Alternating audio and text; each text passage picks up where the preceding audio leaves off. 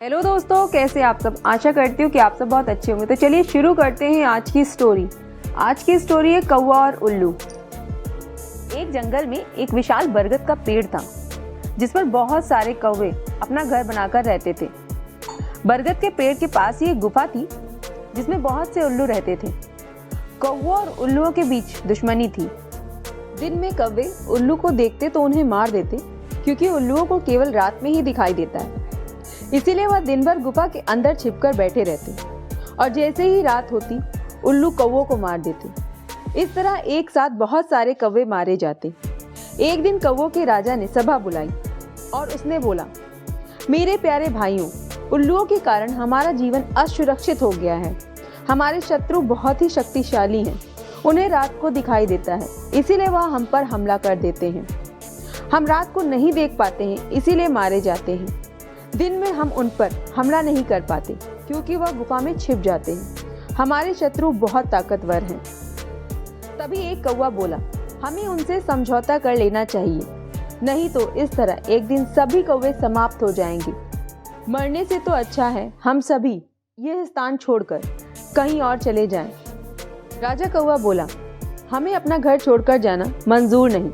इस तरह सभी कौवों ने अपनी अपनी राय दी।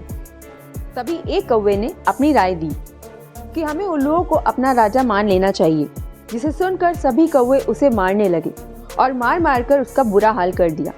राजा कौवा बोला, गद्दार, तूने हमारे दुश्मन उल्लू को अपना राजा बनाने की सलाह कैसे दी? जा, चला जा यहाँ से। हम तुझे कौवा समाज से बाहर करते हैं। आज के बाद अगर तू इस पेड़ पर दिखाई दिया तो जान से मार देंगे। कौवे की ये सारी बातें तथा घटनाक्रम एक उल्लू ने सुन लिया और वह खुशी खुशी अपने राजा को बताते हुए बोला, हे राजा, कौवे में फूट पड़ गई है। सभी कौवे ने एक कौवे को मार मार कर उसका बुरा हाल कर दिया है। मैंने अपने कानों से सुना है। महाराज, यही मौका है। हम सब इस समय कौवों पर आक्रमण करके उन्हें आसानी से हरा सकते हैं। तभी उल्लुओं का राजा बोला, हाँ, तुम ठीक कह रहे हो। उसी रात सभी उल्लू कौवों पर आक्रमण करने चल पड़े, लेकिन बरगद के पेड़ पर एक भी कौवा नहीं मिला। तब उल्लुओं का राजा बोला, क्या यहाँ तो एक भी कौवा नहीं है? सभी कौवे डरपोक थे, हमारे डर से भाग गए। सभी उल्लू कौवों की कायरता पर शोर मचा मचा कर अपनी जीत की घोषणा करने लगे। तभी एक झाड़ियों में पड़ा कौवा काएं काएं करने लगा। अरे, उल्लुओं का राजा बोला, अरे कहीं ये वही कौवा तो नहीं? उल्लुओं का राजा घायल कौवे के पास आया और बोला, तुम्हारी यह दुर्दशा तुम्हारे साथियों ने क्यों की? तभी घायल कौवा बोला, मैंने अपने राजा कौवे को आप लोगों से समझौता करने की सलाह दी थी। मैंने कहा, उल्लुओं के राजा बड़े दयालु हैं। तुम सब लोग चलकर उनसे माफ़ी मांग लो और उन्हें अपना राजा मान लो। वो सबको क्षमा कर देंगे। इस बात पर राजा कौवा मुझ पर गुस्सा हो गया और मारने लगा। यह देखकर सभी कौवे मुझ पर टूट पड़े और मुझे लहूलुहान कर दिया। महाराज, आप तो उल्लुओं के राजा हैं, मुझे अपनी शरण में ले लीजिए। कौवे की बात सुनकर उल्लुओं का राजा सोच में पड़ गया। तभी एक उल्लू ने कहा, हे राजा, शत्रु की बात का विश्वास नहीं करना चाहिए। ये हमारा शत्रु है, इसे अभी और इसी वक्त मार दीजिए। इसी में हम सबकी भलाई है। तभी दूसरा उल्लू बोला, नहीं महाराज, इस कौवे को अपने साथ मिलाने से बहुत लाभ हो सकता है। ये कौवे के घर का भेद हमें बताएगा और हम सभी एक साथ मिलकर सभी कौवों को मार डालेंगे। राजा बोला, तुम्हारी बात में दम है, यह हमें सही लग रही है। इसे अपने साथ ले चलो। आज से ये हमारा मित्र है। सभी उल्लू अपने राजा का आदेश मानकर उसे अपने साथ ले गए। जल्दी ही वह कौवा स्वस्थ हो गया।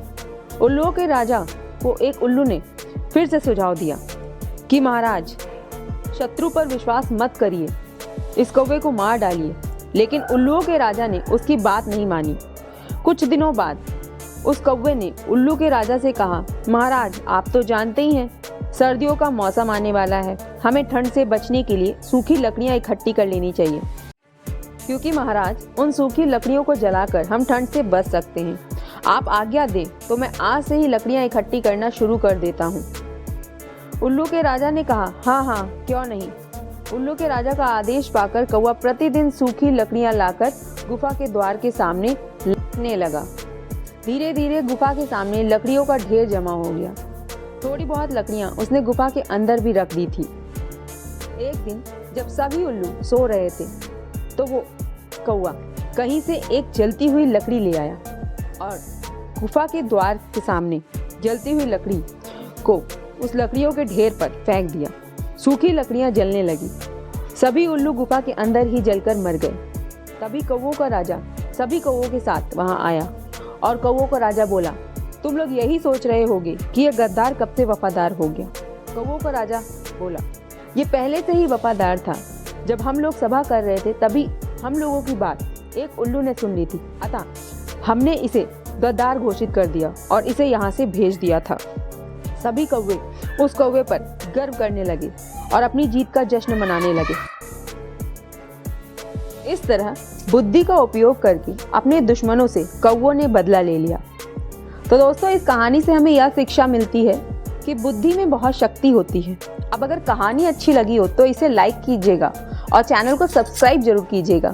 Bye bye, thanks for watching.